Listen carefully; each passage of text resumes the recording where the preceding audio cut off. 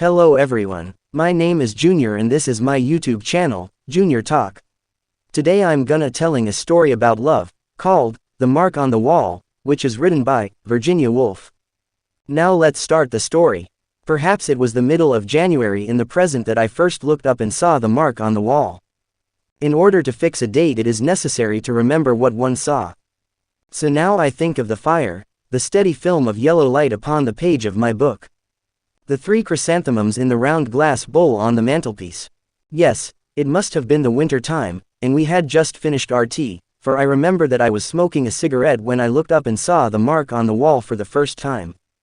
I looked up through the smoke of my cigarette and my eye lodged for a moment upon the burning coals, and that old fancy of the crimson flag flapping from the castle tower came into my mind, and I thought of the cavalcade of red knights riding up the side of the Black Rock.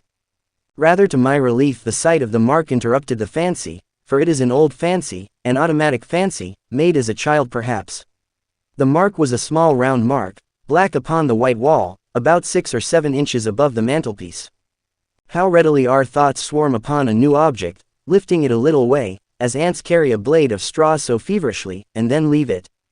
If that mark was made by a nail, it can't have been for a picture, it must have been for a miniature, the miniature of a lady with white powdered curls, powder-dusted cheeks, and lips like red carnations.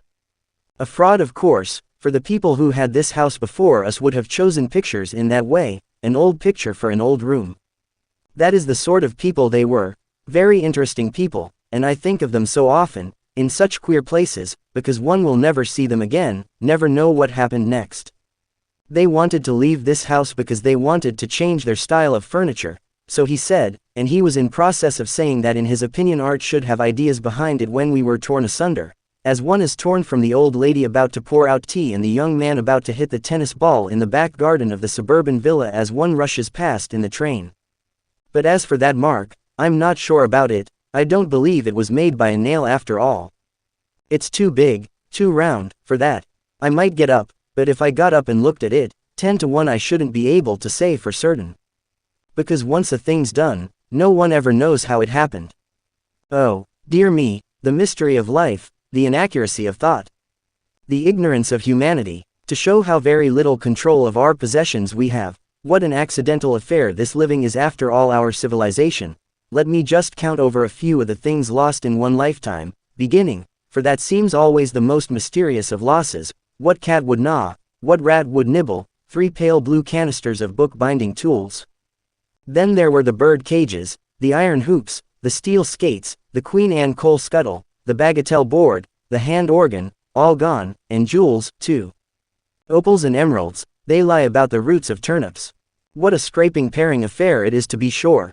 The wonder is that I've any clothes on my back, that I sit surrounded by solid furniture at this moment. Why, if one wants to compare life to anything, one must liken it to being blown through the tube at 50 miles an hour, landing at the other end without a single hairpin in one's hair. Shot out at the feet of God entirely naked, tumbling head over heels in the asphodel meadows like brown paper parcels pitched down a chute in the post office. With one's hair flying back like the tail of a race horse. Yes, that seems to express the rapidity of life, the perpetual waste and repair, all so casual, all so haphazard. But after life, the slow pulling down of thick green stalks so that the cup of the flower, as it turns over, deluges one with purple and red light. Why, after all, should one not be born there as one is born here, helpless, speechless, unable to focus one's eyesight, groping at the roots of the grass, at the toes of the giants? As for saying which are trees, and which are men and women, or whether there are such things, that one won't be in a condition to do for 50 years or so. There will be nothing but spaces of light and dark, intersected by thick stalks, and rather higher up perhaps, rose-shaped blots of an indistinct color, dim pinks and blues, which will, as time goes on, become more definite, I don't know what. And yet that mark on the wall is not a hole at all. It may even be caused by some round black substance, such as a small rose leaf, left over from the summer, and I, not being a very vigilant housekeeper, look at the dust on the mantelpiece, for example, the dust which, so they say, buried Troy 3 times over, only fragments of pots utterly refusing annihilation, as one can believe. The tree outside the window taps very gently on the pane. I want to think quietly, calmly, spaciously, never to be interrupted, never to have to rise from my chair, to slip easily from one thing to another, without any sense of hostility or obstacle. I want to sink deeper and deeper, away from the surface, with its hard separate facts. To steady myself, let me catch hold of the first idea that passes. Shakespeare. Well, he will do as well as another. A man who sat himself solidly in an armchair, and looked into the fire, so, a shower of ideas fell perpetually from some very high heaven down through his mind. He leant his forehead on his hand, and people, looking in through the open door, for this scene is supposed to take place on a summer's evening, but how dull this is, this historical fiction. It doesn't interest me at all. I wish I could hit upon a pleasant track of thought, a track indirectly reflecting credit upon myself, for those are the pleasantest thoughts, and very frequent even in the minds of modest mouse-colored people, who believe genuinely that they dislike to hear their own praises. They are not thoughts directly praising oneself, that is the beauty of them, they are thoughts like this. And then I came into the room. They were discussing botany. I said how I'd seen a flower growing on a dust heap on the site of an old house in Kingsway. The seed, I said, must have been sown in the reign of Charles I.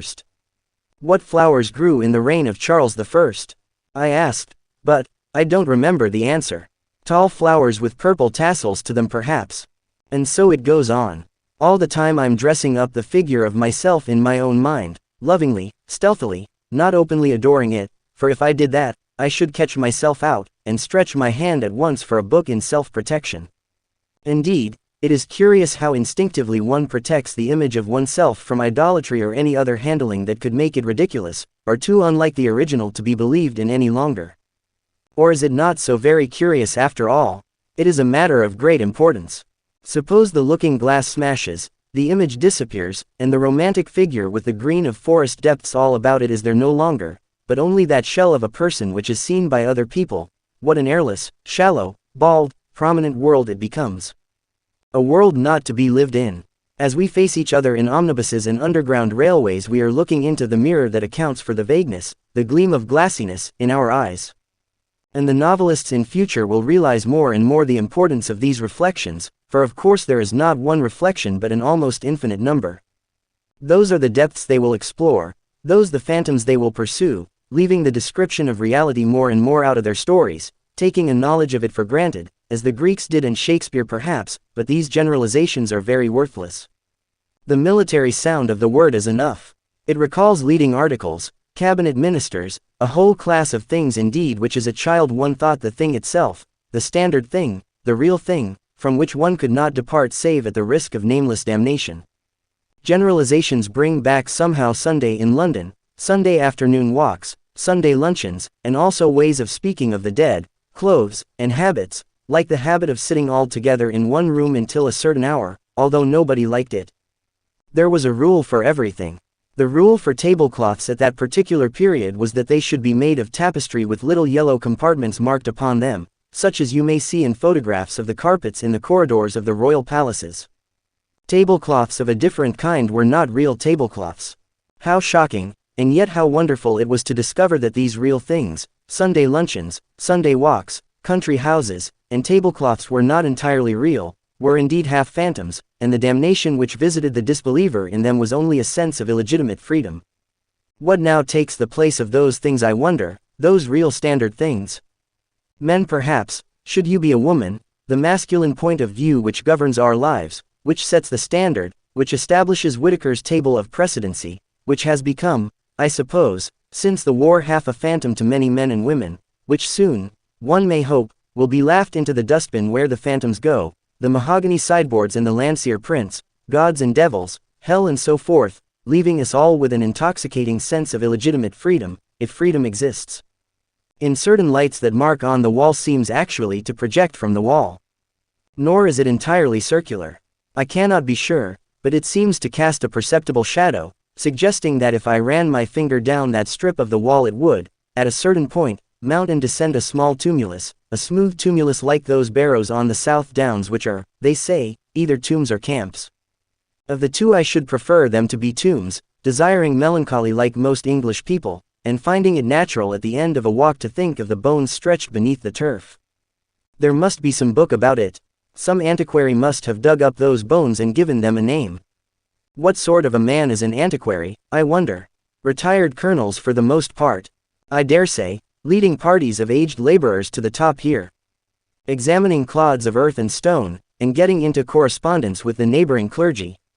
Which, being opened at breakfast time, gives them a feeling of importance, and the comparison of arrowheads necessitates cross-country journeys to the county towns, an agreeable necessity both to them and to their elderly wives, who wish to make plum jam or to clean out the study, and have every reason for keeping that great question of the camp or the tomb in perpetual suspension, while the colonel himself feels agreeably philosophic in accumulating evidence on both sides of the question.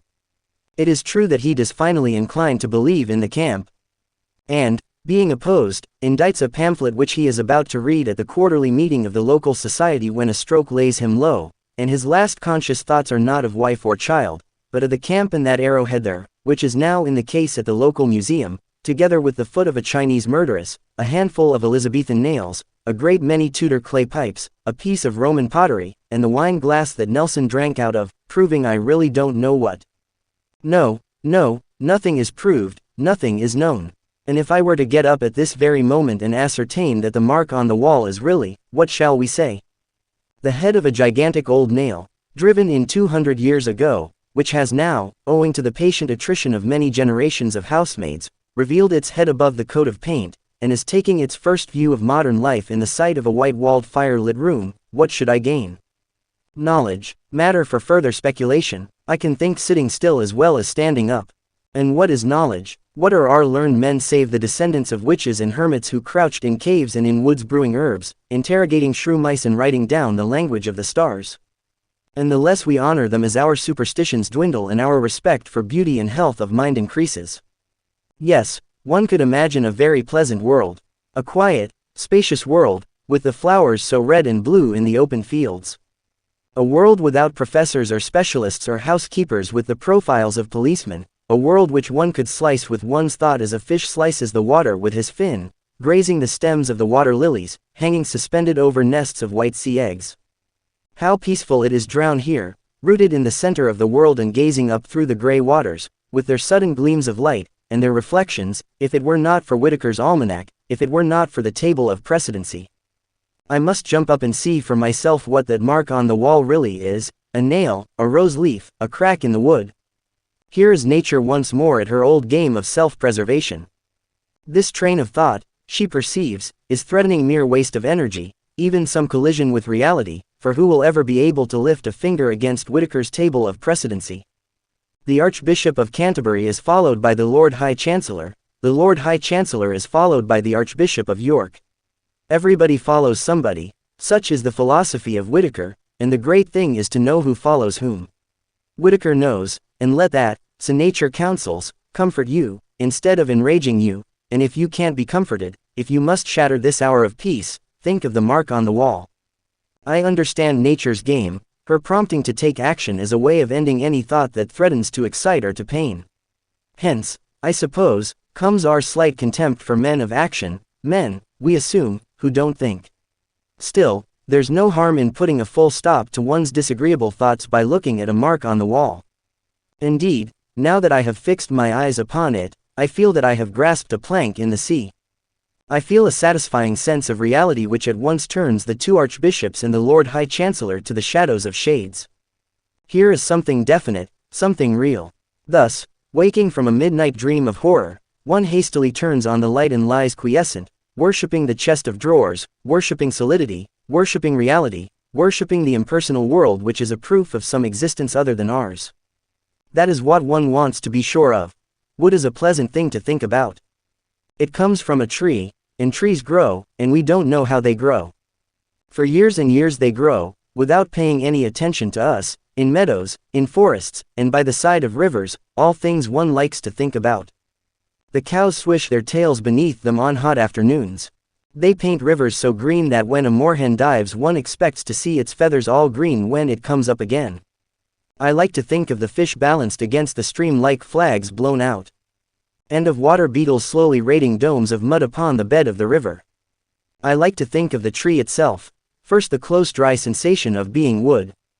Then the grinding of the storm, then the slow, delicious ooze of sap.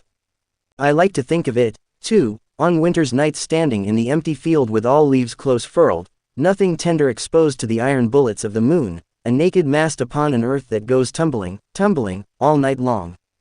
The song of birds must sound very loud and strange in June.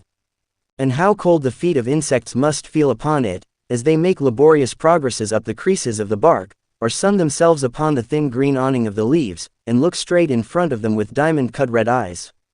One by one the fibers snap beneath the immense cold pressure of the earth, then the last storm comes and, falling, the highest branches drive deep into the ground again.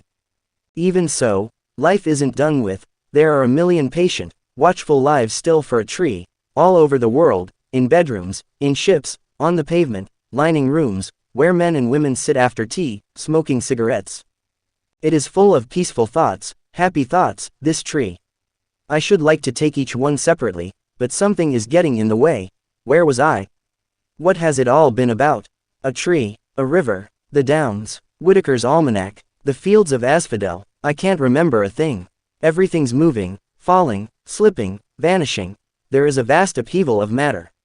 Someone is standing over me and saying, I'm going out to buy a newspaper. Yes, though it's no good buying newspapers. Nothing ever happens. Curse this war. God damn this war. All the same, I don't see why we should have a snail on our wall. Ah, the mark on the wall. It was a snail.